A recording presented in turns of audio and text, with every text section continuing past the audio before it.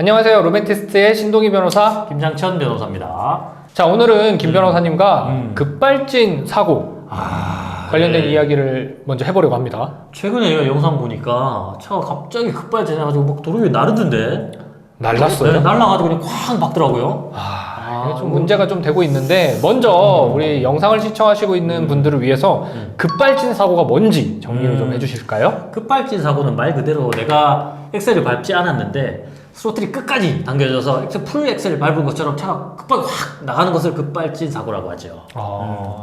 일단은 급발진 사고가 났을 때 우리 영상을 시청하시고 계신 시청자분들이 어떻게 대응하면 좋은지 이거 먼저 설명을 좀 해주셨으면 좋겠네요. 물론 이제 저도 경험해 본 적은 없지만 급발진이 나면 아마 정신이 없을 거예요. 그럼에도 불구하고 이걸 알고 계시면 조금 그 순간에 도움이 될 수 있지 않을까 해서 말씀을 드리면, 일단 급발진이 나면 양발을 떼세요. 그래서 이게 내가 브레이크를 혹은 엑셀을 잘못 밟아서 난 사고인지 여부부터 확인을 하시고, 그리고 나서 블랙박스 영상에 녹음되고 있을 거 아니에요. 그러면 다 뗐는데도 급발진이다 하면 급발진이다 라고 일단 소리를 치시는 게 좋을 거예요. 증거를 미리 확보해 놓는 거지. 그리고 난 다음에 브레이크를 끝까지 밟으세요. 진짜 속도를 조금이라도 줄인 상태에서 기아는 N으로 놓고 N으로 놓고, 그리고 속도가 조금 어느 정도 줄었다 싶으면 사이드를 당기시고요. 그리고 그럼에도 불구하고 속도가 계속 부지 않고 멈추지 않는다, 이럴 때는 어쩔 수 없이 사람이 없는 가드레일이나 이런 거를 박을 수밖에 없겠지. 그러고 나서 이제 멈춰야겠죠. 결국엔 물리적으로 멈출 수밖에 없네요. 그렇죠. 어쨌든 세워야 되는데 그렇다고 사람을 칠 수는 없는 거고. 만약 진짜 급발진으로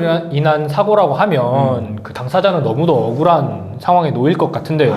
그러니까요. 네, 이렇게 급발진으로 인한 사고다라고 주장을 하여서 결국에는 그 당사자가 무죄로 판단된 사건도 있을까요? 최근에 1심 재판부에서 이제 무죄가 나온 사건이 있었는데, 네. 뭐냐면 네. 30년 정도 운전 경력이 있는 분이 있었어요. 네. 이분이 이제 지하 주차장을 빠져나오다가 갑자기 급가속이 돼가지고 그 막아섰던 사람을 치어서 사망한 사건이 있었어요. 그래서 업무상 과실치사 혐의로 이제 조사가 되었고 기소가 되었어요. 근데 이제 1심 재판부에서 어떻게 판단했냐면, 지하 주차장을 나오다가 갑자기 속도가 한 68km까지 증가를 하고, 그리고 나서 속도가 줄어들기까지 13초 동안 계속해서 엑셀을 브레이크로 오인해서 밟았다라고 생각하기 어렵다. 이게 간단하게 생각하면 이거예요. 30년 동안 운전한 사람이 13초 동안 엑셀을 계속 밟았으리라고 생각하기 어렵다는 거죠.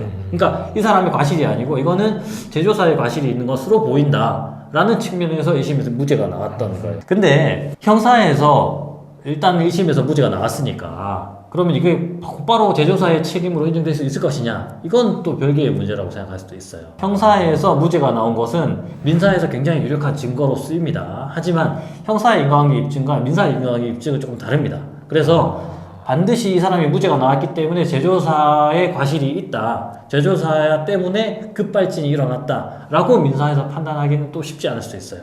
민사에서 그 제조사의 손해배상 책임이 인정되는 것은 또 별개의 과정을 거쳐야 된다는 말씀이시죠? 네, 단순히 이것만, 이 판단만 있다고 해서 제조사 책임이 인정되겠구나 라고 생각하는 것은 조금은 무리지 않을까 싶어요. 그러면 이 급발진 때문에 누군가를 다치게 한 게 아니라 내가 혼자 벽을 빵 받았어요. 내가 다쳤잖아. 이럴 때는 내가 이 자동차 회사에게 어떤 책임을 물을 수는 없나요? 그러니까요. 네. 이게 사실은 제조물 책임법에 보면 상대방의 과실, 제조사의 과실로 이게 급발진이 일어났다는 것을 우리가 입증해야 돼요, 피해자가. 그래서 제조물 책임법의 피해자 책임을 경감해주기 위해서 제조사 측에서 어떤 과실이 없었다면 어떤 인과관계를 추정해주겠다라는 규정이 있기는 하거든요. 근데 이것만으로는 사실 굉장히 부족해요. 현실적으로 피해자가 제조사를 상대로 제조물의 결함을 근거로 해서 손해배상을 청구할 때 입증 책임이 굉장히 안 좋습니다. 그래서 이것 때문에 입증 책임을 전환해야 된다. 제조사가 아니 너네가 과실 없이 우리가 제대로 잘 만들었다 라는 점을 입증하게 만들어야 된다 라는 논의가 있는 거고, 저도 여기는 굉장히 찬성하는 바예요. 현실적으로 지금 민사상 소송에서는 제조사 책임을 인정하는 경우가 좀 많이 드문 것 같아요. 하지만 아까 말씀드린 우리 형사에서 무죄 나왔잖아요. 그런 사건 같은 경우에서는 민사와 반드시 동일하지는 않지만 그냥 유력한 증거가 된다고 했죠. 그럼 민사소송에서 이길 수도 있다는 겁니다. 자, 오늘은 김 변호사님과 함께 급발진 시 대처법과 급발진으로 인한 사고 시 어떻게 법적인 판단이 이루어질 수 있는지에 대해서 얘기 나눠봤습니다. 급발진 사고는 없어야겠죠. 네.